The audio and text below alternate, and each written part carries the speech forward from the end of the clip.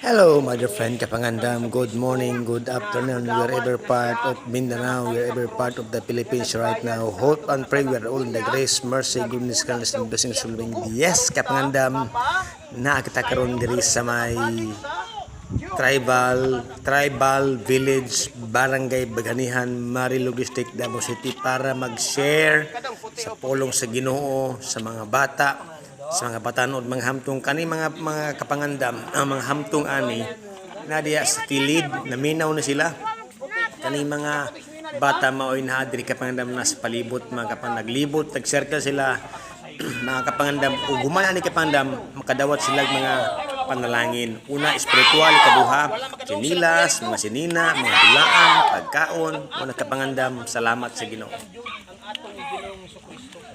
Kaya kaning puti, parehaan niyo, puti o. Di ba? Oh, mga bata. So, nagsimbolo ka na siya ng pagpasaylo. Pasabot, ilugasan, bihiluan na ang atong mga sala. Okay. So, sa ganing simboloan ng puti, pagpasaylo. Oh, lahat. Kung tayo na green, kaning green. Kana green, oh. Kung sa may meaning aning green, mga bata.